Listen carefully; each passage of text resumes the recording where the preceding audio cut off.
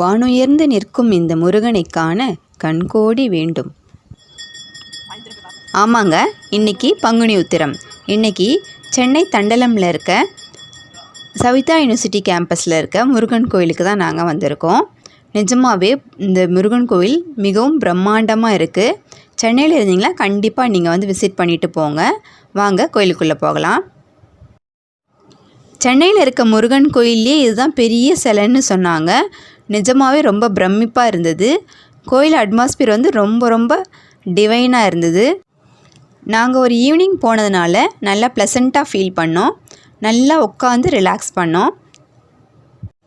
கோவில் பிரகாரம் நல்லா பெருசாக இருந்துச்சு. கோவிலை சுற்றி வரும்போது எல்லா சாமிகளையும் பார்க்க முடிஞ்சுது. கலைமகள், ஹனுமன், லக்ஷ்மி ஐகிரீவர் எல்லா சாமியும் இருந்தாங்க. வேலுண்டு வினையில்லை, மயிலுண்டு பயமில்லை.